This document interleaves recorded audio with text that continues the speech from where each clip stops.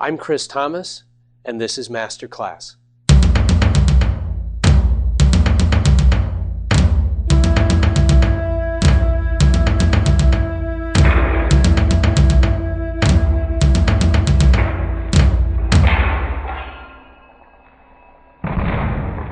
Hi, I'm Chris Thomas, and if you're like me, you like the practice of traditional weapons, sai, bow, etc.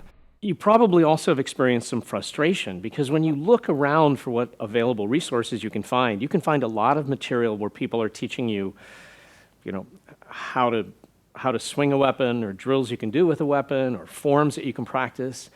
But what you don't find is really a lot of good content around application. But that's the thing that fascinates me the most, is application. Because there's not a lot of material on good application, I thought I would share with you some of the material that I have. So what you're about to watch is a class I was teaching for people who were attending a 5-day training on kobu-jitsu, but it was one of the extra classes in the evening. And I was teaching basic sai-jitsu, the application of sai. I think that when you watch this, you'll recognize familiar movement, but you'll see that they're being done with a very different mindset. You'll also recognize how practical it is, and you'll want to do it that way too. Oh, there's a whole big argument in sai about how long should your weapon be. It's your weapon. It's as long as you want it. Okay? Whatever you're comfortable with, don't let anyone else tell you how long a sai is supposed to be. Everyone goes, well, it should be this long. It's supposed to go to your elbow. Someone else says, no, an inch short of your elbow. Someone else goes, an inch past your elbow. And you know what? It's yours. Whatever works for you. A lot of times they were inherited from somebody else, and so it might have fit some other guy, and then the next guy gets it and it doesn't fit, but you just use it. I like weapons that are a little over long or a little over heavy, so everything I use is long and heavy. Okay, so if he's a swordsman, and he's not, and let's say that he was coming at me and he was going to do a chop down with the sword. So let's just notice how I've allowed him to do this, and notice where on the blade he is. Do you see that? So what tends to happen is people think that it is about 10 inches, like that's how they strike, like they're trying to get the tip. No, you go, if you think of the total length of the weapon, a third of the way from the end, not the blade, the whole weapon, that's going to be somewhere between 50% of the blade to maybe 60%, right in here. And the reason for this is twofold. Number one, if I'm trying to get away from the sword, duck, I have to go a long way before I don't get cut. And second, the architecture of the blade is such that if he hits here and he gets me and then he draws, this is all edge. This is what makes it go through. It's the draw of the edge across that makes the work happen. So typical sai technique is taught, he comes with that sword and I go, block! And then I quick punch him. Okay, now let's be clear. A sword is not a clumsy weapon. It's a very subtle weapon. So just think about this. I'm coming in, he goes like this, he sees this coming. How hard is it going to be for him to do that? Not hard at all. It takes no time at all to change the direction of a sword. You just go, whoop. You just make that shape with the sword and you go right around it. Okay, but now let's just say that I actually do succeed in stopping this thing. Bang! Now, if he just pushes the handle towards me, he cuts the inside of my arm. See it? So, then I've seen teachers go, oh, okay. So what you're supposed to do, if it's a wooden weapon like a bow, you lay the sai against your forearm, but if it's a metal weapon like the sword, you hold it away this way. Right? So then you go like this. Oh, wait. Oh, he cut my arm off again. Okay. So let's go back to, what's the first rule in kobu-jitsu when it comes to interpreting kata? No blocks. There are no blocks. Same is true with the weapons. Obviously, that's the second rule. The first rule is don't get cut. But that's the second rule. There are no blocks. So all the moves in kata are not blocks. They are something else. So just getting at the something else is what's going on. So we're going to start with an observation. I don't care how good you are. The short weapon loses to the long weapon every time, unless I can close that gap. So in the sai kata, there are almost no techniques for dealing with an opponent whose sword is out and pointing at you. So here's the most important thing for most of the techniques. Don't let the sword get out. This is a police weapon, and so the object is to prevent the sword from coming out of the scabbard altogether. So here's the technique we're going to start with. So go ahead and face the mirror. I'm going to show you a basic technique found in the kata. It's a very, very simple technique. So here's the technique we're going to do. It's a very, very basic technique from the kata Chatanyara no Sai. It goes like this. You're going to put a hand on your hip because you have an anchor hand, and then you have a moving hand. Bring your other moving hand up like this. I want you to take a step forward. Turn your body this way. This is called positive rotation, and then do what we call down counter. That was easy. Now from here, bring your arm across your body like this. Turn your body like this. Bring your arm up in what we call rising counter. There you go. That was easy, right?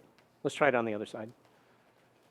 So I anchor one hand and I bring the sai up like this and I step forward and I go 1. And then I come back the other way, 2. Got it? Let me show you what it's for. I'm a cop. There's a guy, got a sword. Need to do something about that. I'm like, holy crap, whoa, there's a huge jump in there because I'm like, he's got a sword and this really sucks. But as soon as I hit his arm with a piece of steel, I get a nice reaction there. This comes down like this, and see how that outward curve of the sai, that actually causes the sai to start to wedge and force skin into the space in between. You go, it doesn't fit. Well, it kind of does because it starts to force it in there. So it pinches it in. So when I rip this thing down like this, that hand comes off, brings his head down right into, oh, look, trip warmer 17. And I do that with that kind of body movement, so it goes in deep. That's what it's for. Okay? Watch my hip motion with this thing here, right? So I go like this. Watch, see it? You can see how the hook is being engaged. See how the hook is being engaged?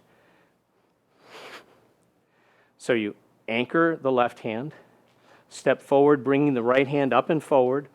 It goes across. This is basically smashing their forearm, and then you hook their arm out of the way. Come back this way, and then hook their head. In this setting, we're working in a very, very slow and careful manner. So what I want to show you is some content from my website, from the subscription program called Masterclass with Chris Thomas. It covers a wide range of topics, but there's a whole section just on kobu-jitsu, on the application of traditional weapons. And I'm always adding more material as well. The video content that covers the sai includes two-person kata, which are designed to help you train this stuff correctly, but also safely. And by the way, you'll also notice as you watch this content, which is directly from the subscription service, you'll see how we're very careful and how we are wearing bogu, armor, so that we can do it as safely as possible.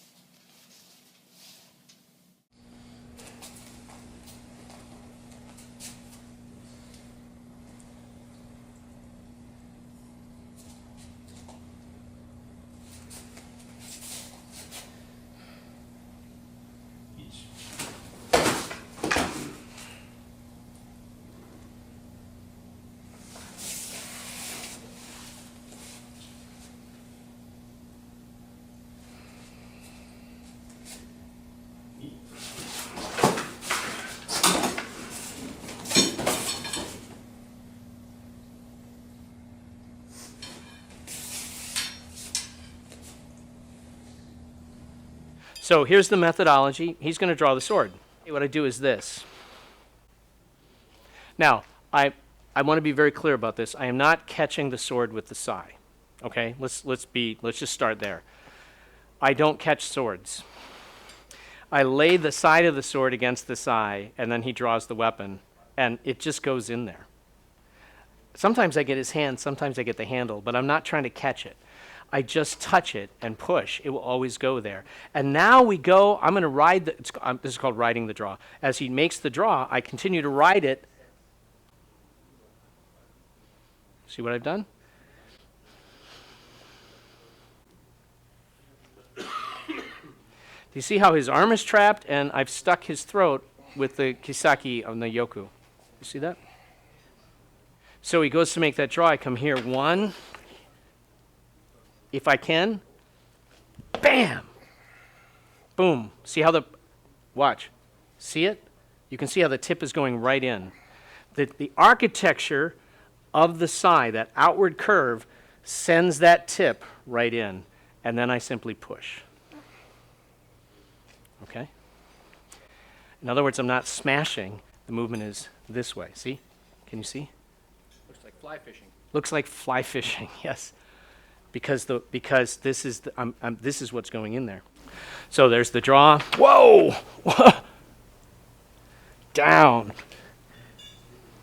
Now let's talk mechanics for just a second, because this is body against body. When I come to this position, if we've come this far and his sword has come out, we're in this sort of fighting place.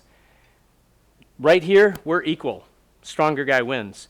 I don't want to be here. I want to be here. I'm pushing straight. This is a weak place for him. So I'm pulling down into I'm using these muscles. So this is much stronger for me. He's having to use much weaker muscles. And then, and now he's pushing up because I'm going down. Look at what he's doing. So at this point, he's like, if I push up, I'm going to push the sai into my face. Yes, you are. Do you see? There's nothing, once I have that control, there's nothing he can do. There are times that when you do this, it doesn't even get out of the scabbard, in which case you put it back in the scabbard. I'm not doing anything. The sai is doing all the work for me. I am not trying to catch the weapon. No, I want you to go ahead and just do the draw. See that? See, it's designed for this. Right? Oh, what if you come on top? Every time. All you have to do is touch. As long as I touch his weapon, I can control his weapon in the yoku, regardless of whether or not I'm trying. I don't try to catch it. The shape and the architecture of the weapon will do that work for me. There's nothing I have to do. I just go with the flow. Go ahead and step forward, Oizuki, because in kata, you're always in the Oizuki position. By the way, as I was teaching it, I was very intentional, casual with this hand, but notice how I always kept it way, way behind. That's why the hand is kept here, out of the way, because there's this sharp piece of steel flying around, so you always have to, it's either anchoring or out of the way, so this is an out of the way position. As I was teaching you, I held it out of the way behind me in a sort of European style, but for now, anchor here. So open your hand up and just open your hand and let the sai hang. So kind of point your palm towards the glass. See how that works? And now you just grab it, and then you can just adjust it. Now just go down like this, and then go up. This is the scoop up. Then come down, and then twist forward. Open, go down. I'm riding the sai. I hook it around. I go like this, and I strike. So it is not, you see people do this all the time, and they do stuff like this. It's not that. The sai, you can, because once you do it with the weapon, the weapon tells you how to use it. You can actually see how the weapon controls, and there's always a forward sliding movement in the form, because you have to enter as you do these movements. So you're here, you go like this, scoop it around, strike. This next one doesn't go on the handle, it actually goes on the blade. So I come this way, now look at what happens. See this? Do you see how as I make this motion, it pulls his hand off? You do this.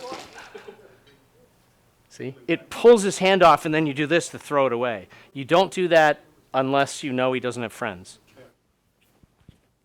Once again, let me show you some content from the website that covers this exact same material that you just watched.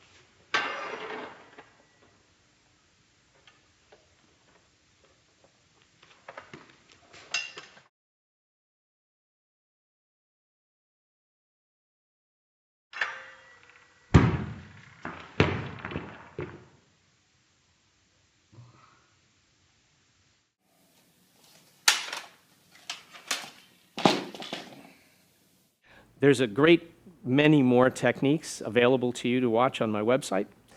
Masterclass with Chris Thomas. There's a number of videos on the sai, a number of videos covering long weapons bow and nunti bow. The sai content also includes what's known as nunti sai or manji sai. And I'm always adding new material and developing that section, just like I am with all the different parts of the website, always adding new content. If you're not yet a subscriber to Masterclass with Chris Thomas, I got to wonder, why not? It's really worth your time, and it's definitely worth the investment, especially if you are serious about your martial arts, and most especially if you're serious about kobu-jitsu, traditional Okinawan weapons. So I'm Chris Thomas. Thanks for watching, and now, go train.